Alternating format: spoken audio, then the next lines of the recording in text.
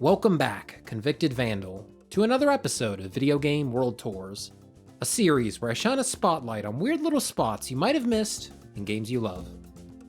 Today's trip takes us to the sun-drenched tropical paradise of Isle Delfino.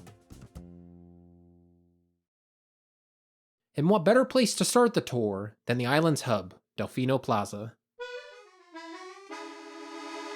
Delfino Plaza immediately establishes that this game is not like any Mario game before it. There's no weird, disconnected, abstract courses in the sky. This is a grounded world.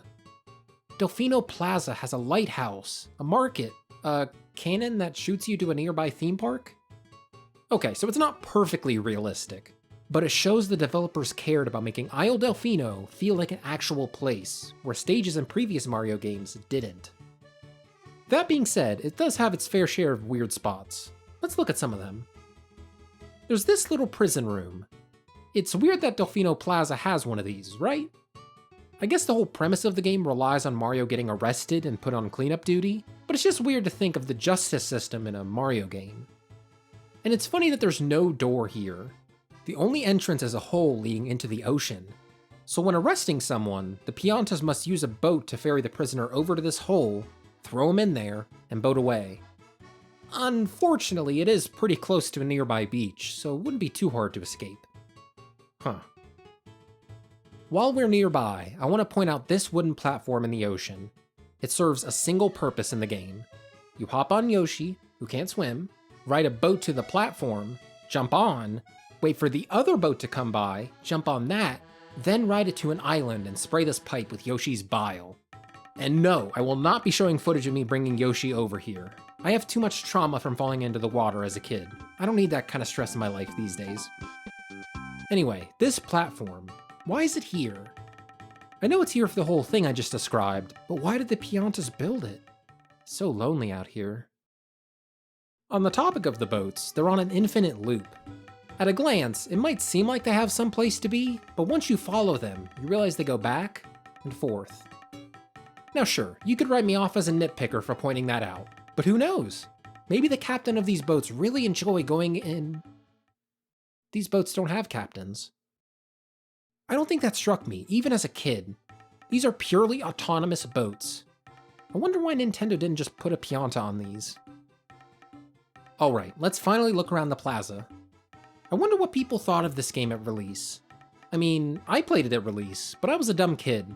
What did more critically minded people make of the transition from the almost fantasy-like Super Mario 64 to this?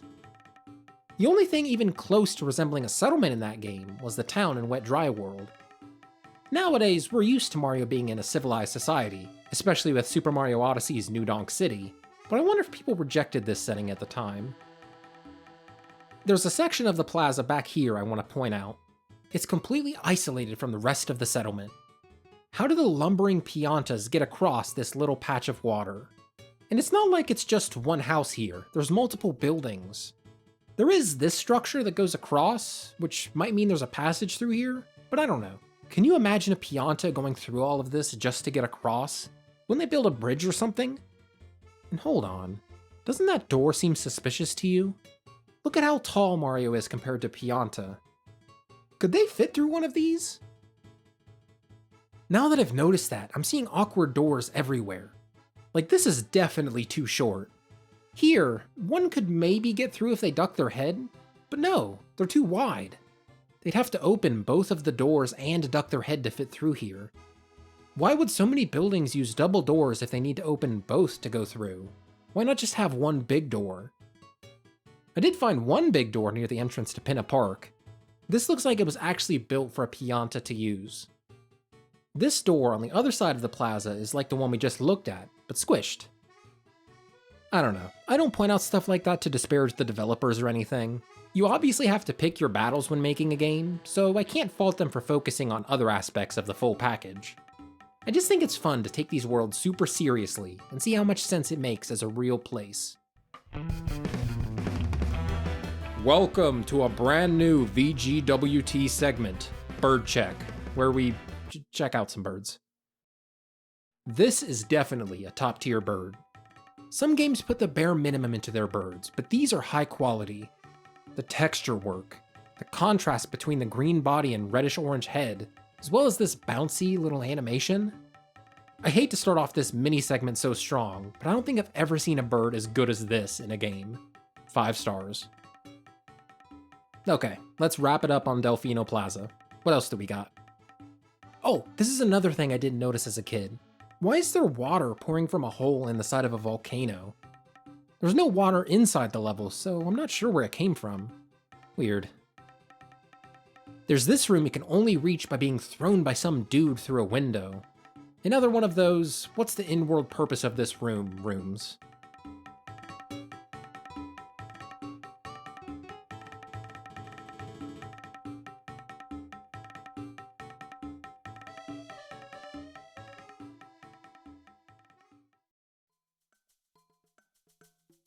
Gelato Beach is a beach. Of course, the game taking place on a tropical island was going to have a beach level.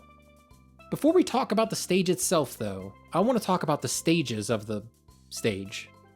Each level has 8 episodes with a shine sprite to collect, and it forces you to do them in a set order.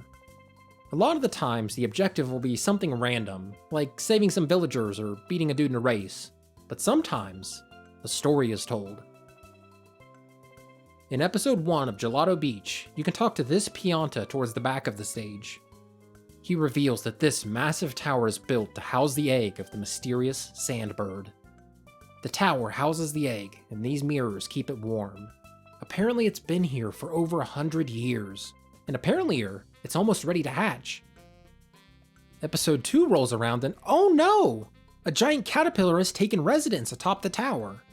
There's these duck things walking around on the mirrors. Presumably, they got on the mirrors, redirecting the light rays away from the top of the tower cools down, allowing for the caterpillar to come by and call this his new home. Your goal for this mission is to realign the mirrors to the top of the tower. You do that and, ooh, kind of a gruesome death, but whatever, Sandbird saved. Episode 3 and oh no! The caterpillar is alive somehow and is rampaging across the beach. You defeat the wicked beast and Gelato Beach is saved. Episode 4 and hooray! The sandbird is hatched. You finally get to see the legendary creature and it's... well, I'm not sure what to make of this, but it's been a fun ride. I love that progression of events. It cements Gelato Beach as a place where things happen rather than just a video game level like Bob-omb Battlefield. While the types of challenges you'll face in episodes 1 through 6 varies by stage, episode 7 on every one has you chase down Shadow Mario. And in the final episode after that, it's always peaceful. There's never a boss threatening the status quo or a mess to clean up. It's just chill. Sometimes there's an event, like in Gelato Beach. Episode 8 features the watermelon contest, where people compete to see who can bring the largest watermelon. That vibe, where you slowly solve people's problems and fix up these locations so people can just have fun. I like that. This version of Gelato Beach is nice. Let's go back to location spotting. There's a cute little sand cabana near where you start in the level. I like the cool colors here compared to the warm colors of the sand. Out in the water, behind where you spawn in, is a lone island. On one of its trees is a swing where you can get going pretty good. Would you do this in real life if you could?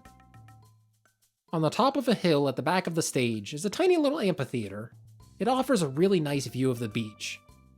And I'm sorry, I have to ask, how do people get up here? The only way Mario can climb up here is by wall kicking or spraying this little thing to make sand stairs. Do Piantas and Noki do that? Oh, there's some seagulls. They're pretty good. Still have some nice models and textures like their green brethren. I'm gonna give them 4 out of 5 stars. I think the colors on the normal birds make those stand out more. Okay, this is a real personal spot, but I have to bring it up. This little shack. As a kid, for whatever reason, I was terrified of bees in this game. Well, maybe terrified is too strong a word, but either way, I did not like them. I would always avoid this general area if I could, as I didn't want to invoke the bee's wrath. There is a beehive I was much more afraid of. That's on a stage I'm not covering in this video though. If you want to see me cover it and the other stages in the game, leave a comment letting me know.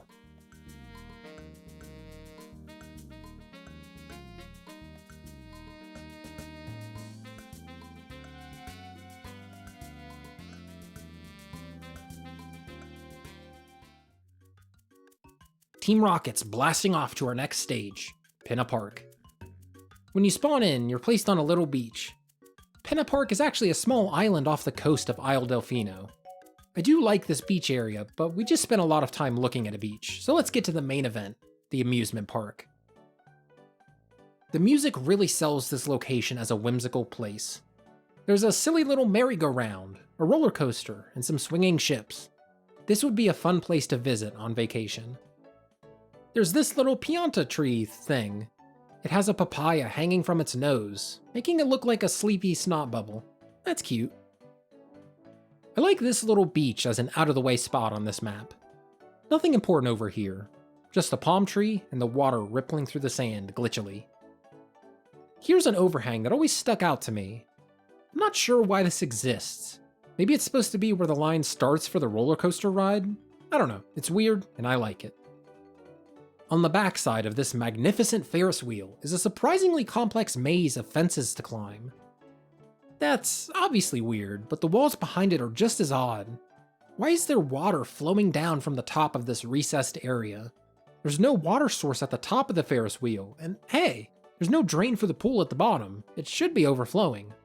Ugh, enough nitpicking for a minute. Let's enjoy the view atop the Ferris wheel.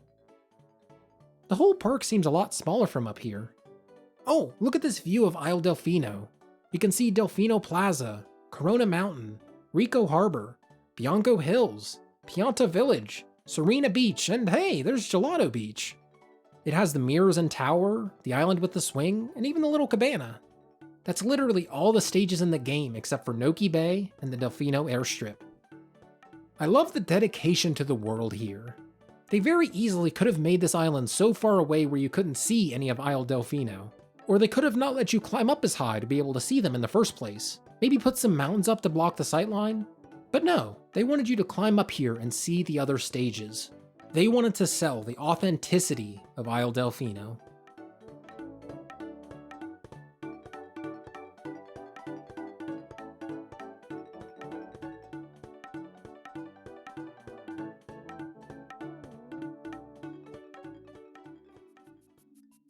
Noki Bay is a comfy stage. Something about the color scheme of blue, white, and green is so welcoming. It's a weird place to call home though. The Noki are these little creatures with shells and they supposedly live here, but I don't see any homes. Oh my god, do they live in these? I literally just noticed that these platforms all have doors on them. Inside of them is nothing to write home about, pun intended. But that could be less of an artistic choice and more of a pragmatic choice to help the frame rate. Are these platforms where the Noki live? It has to be, right? What else could these be? Super Mario Sunshine is one of the first video games I played, and I'm just now making this realization. Now I feel bad stomping around and ground pounding on them all these years. Anyway, here's a mudboat rental shop. I could just take it, but Mario's a good person. He wouldn't steal anything. I mean, it's one mudboat, dearest viewer. What could it cost? 10 coins? Well, I'll just go out for a joyride real quick. One of Noki Bay's missions has you heading inside of a bottle to collect red coins. And look, I know you're gonna ask how Mario is able to fit himself inside of a normal bottle, but you can't just ask those kind of questions. Mario's really sensitive about that kind of thing. This whole challenge is basically just to teach you underwater controls, so there's not a lot in here. But there is a little structure at the bottom. It strikes me as one of those meaningless things you put in a fish's tank just for some scenery. But this meaningless thing hides a secret. Around the backside of it is a door. Very peculiar. Interacting with it does nothing. In fact, nothing you do will budge this door. Isn't that bizarre? Just having a door and not being allowed to open it invites so much mystery into an otherwise normal level. And what makes that mystery even juicier is what's behind the door. A small book. This is prime creepypasta material. I can imagine the whole story in my head. Garage sale, mysterious copy of Mario Sunshine, turns out I actually could open the door, hyper-realistic blood, you get the idea. I wonder if we'll ever know what the purpose of this book was. Hold on. I think it says something on the cover. Let me just... Wow. I wonder what Nintendo meant with that. Alright, enough bottle nonsense. Most of Noki Bay's level space is dedicated to scaling cliffsides. Once you reach the top of them, you're greeted with a beautiful view, much like in Pinna Park. Not only do you get a good look at the stage, you can stare off the northern coast of Isle Delfino. Who knows how far away the closest landmass is that way? It's just water, as far as the eye can see. I'm a much bigger fan of this cliff top though. I love the palm trees surrounded by a flower patch all the way up here. There's not many trees in this stage, so these stand out. And the little water puddle shimmering in the sunlight, beautiful. Say, that's a hole right there. What if I were to...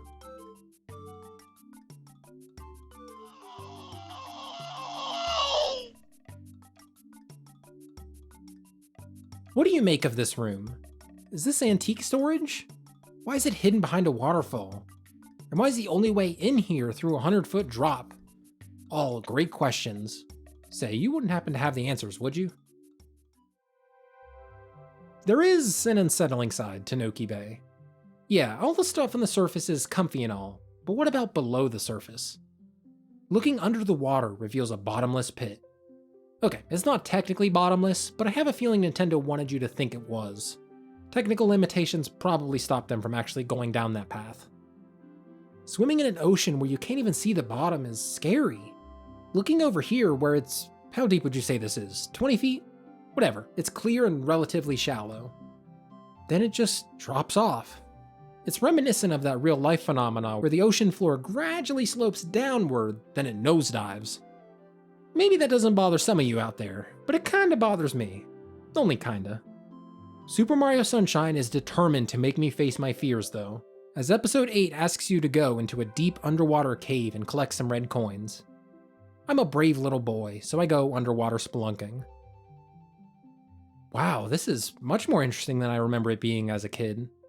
I guess you aren't really encouraged to take your time down here, as you have to worry about a breath timer. But this is Video Game World Tours. Let's activate that infinite air cheat and chill. The first thing that sticks out is all these passageways. Well, I think they'd be passageways if they were more than just a texture. Actually, they kind of look like windows on skyscrapers. I don't know which is more mysterious, a maze of connected passageways through the rocks, or the fact that these might be massive underwater skyscrapers. Sea scrapers, whatever. Ah, this is episode 8, so we have another celebration.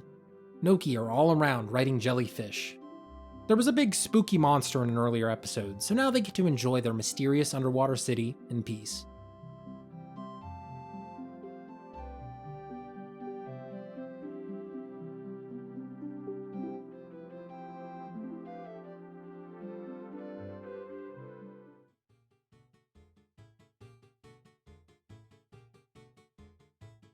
How it really grounds its levels and doesn't go for the boring disconnected courses in the sky thing. Well, it actually does do the disconnected courses in the sky thing. There's actually a lot of them. It's kinda weird how they put so much care into building out Isle Delfino as a world and then just said screw it, floating blocks and a black void. Honestly, I kinda like it. It shows the developers didn't take their world too seriously, and gave themselves some room to create some more traditional Mario challenges without all the fluff. I have to talk about everyone's least favorite level in the sky, the pachinko minigame. Taking a step back, this is such a weird thing to look at. Not only is Mario floating high up in the sky, he's supposed to jump through and play pachinko as the ball. He bounces around to try and collect all the coins, and it's very likely you'll drop through the hole at the bottom, falling endlessly in the pachinko void. Moving on to maybe not everyone's favorite, but definitely the most memorable, the field in the sky. This perfectly embodies the weird side of Super Mario Sunshine. Where random abstract blocks in the sky might not invite too much questioning, this does. Even as a kid, this place felt off. The game has such a distinction between areas you'd see in the real world, like a beach or amusement park, and areas that are very video gamey. Floating platforms, disappearing blocks of sand that reappear, level design objects not concerned with realism. But this is a mixture of the two. While we've never walked around in a life-size pachinko game, we have walked around in a field. I think that dichotomy is what makes this place stand out. Usually, challenges in areas with these bottomless pits are reserved purely for the abstract, where this is something that everyone's seen, just in a place that's a little off. There's this little hole hiding a red coin on the side of the field box. Climbing down reveals a red coin right at the boundary of the stage. You have to collect it to get the shine sprite, but walking up to the edge, it's so unnerving. The box containing the field has a little lip, so you can't just walk right off. But here, there is no lip. You're free to accidentally walk off at any time. It's terrifying.